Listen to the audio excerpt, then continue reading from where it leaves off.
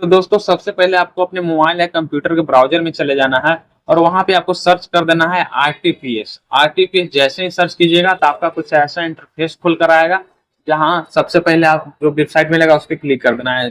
तो सबसे पहले जो यहाँ पे देखने के लिए मिलेगा लोक सेवाओं का अधिकार की सेवाओं, तो इस पे जो सबसे पहला है सामान्य प्रशासन विभाग, सिंपल आपको इस पे क्लिक कर देना है। इस पे क्लिक कीजिएगा तो जहां से आपको देखने के लिए मिल जाएगा आवासीय प्रमाण पत्र, जाति प्रमाण पत्र, आय प्रमाण पत्र, ये तीनों ही आप यहीं से कर सकते हैं।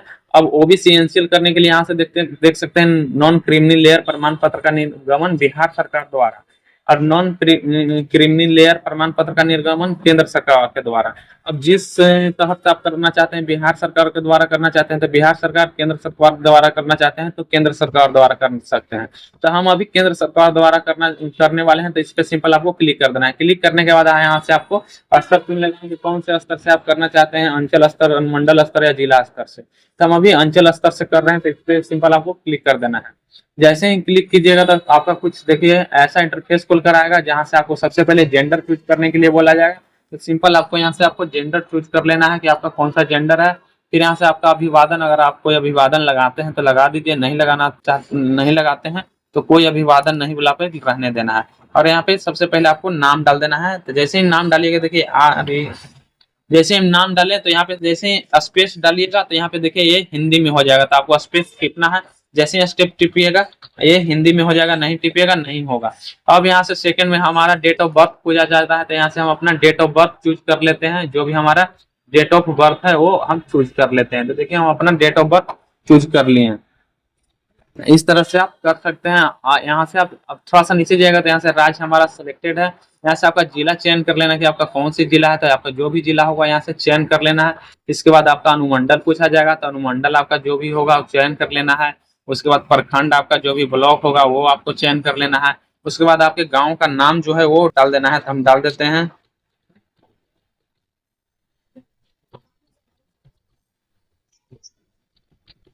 आपको डाल देना है गांव का नाम। उसके बाद आपका जो भी गांव का वार्ड संख्या होगा वार्ड संख्या डाल देना है। उसके बाद आपके गांव का जो पोस्ट ऑफिस होगा वो डाल देना है। यहाँ पे आपको पिन कोड डाल देना है। ये सब बहुत ईजी है, आप खुद अपना डाल सकते हैं यहाँ से।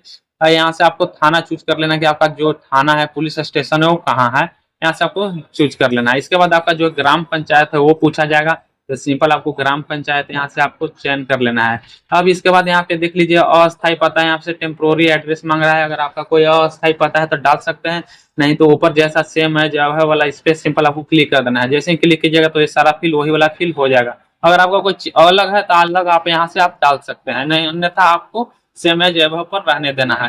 अब यहाँ से आपका रिलीजन पूछा जाएगा कि आप रिलीजन हिंदी मुस्लिम क्या है, तो आपको जो भी है यहाँ से आप डाल सकते हैं।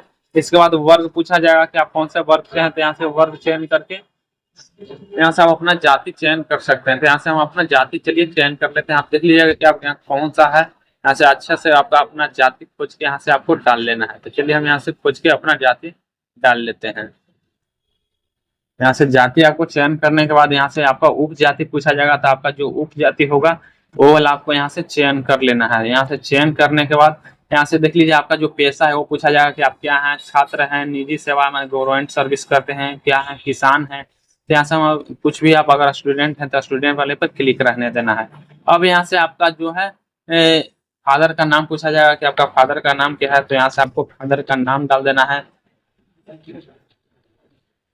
देख लीजिए फिर यहाँ पिता की जाति, पिता कौन से जाति से हैं तो भी यहाँ पे आपको डाल देना है। जो भी आपका जाति होगा वही डालिएगा, कहें कि जो आप जाति रहेंगे वो भी पिता का ही जाति रहेगा।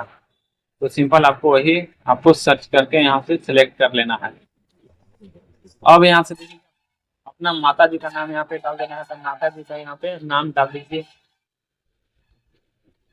माता जी का नाम डालने के बाद यहाँ से आपका मोबाइल नंबर पूछा जाएगा, तो आपको यहाँ से मोबाइल नंबर डाल देना है। यहाँ से डालने के बाद यहाँ से देख लीजिए थोड़ा यहाँ से आपका जो फोटोग्राफ यहाँ से आपको चयन कर लेना है।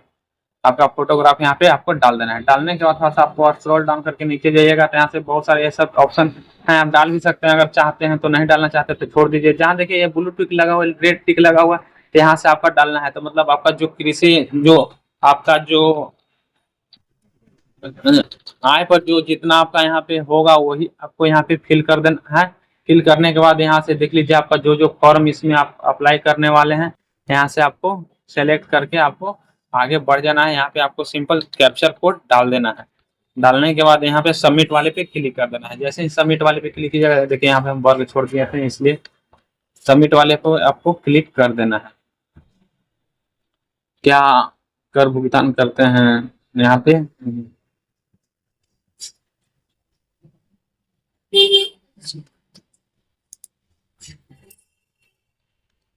यहाँ पे सबमिट वाले पे क्लिक कर देते हैं। क्लिक करने के बाद आपका कुछ ऐसा इंटरफेस खुलकर आ जाएगा, जहाँ से आपको सारा चीज अच्छे से मिला लेना है कि हम सही भरे हैं या नहीं। आपको यहाँ से एक बार मिला लेना है। एक बार आपको यहाँ से आपको अभी सुधारने का ऑप्शन यहाँ से मिल सकता है, तो यहाँ से आप अपना सारा चीज यहाँ से आप मिला लीजिएगा। मिलाने के बाद अगर आपका कोई लगता है कि नहीं कुछ दिक्कत है, यहाँ से एडिट वाले ऑप्शन पे जाके आप एडिट कर सकते हैं। नहीं तो अगर आपको लगता है कि सारा चीज सही है तो अटैच एनुअल्स पर आपको क्लिक कर देना है। क्लिक करते ही सबसे पहले यहाँ से आपको जो जाति प्रमाण पत्र है वो आपको पूछा जाएगा, तो यहाँ से आपको जाति प्रमाण पत्र यहाँ से आपको चूज कर लेना है। यहाँ पे ध्यान रखना है कि 200 केबी से आपका कम होना चाहिए। अगर 200 केबी से ऊपर रहेगा तो आपका ये नहीं लेगा, तो 200 केबी से आपको नीचे ही रखना है।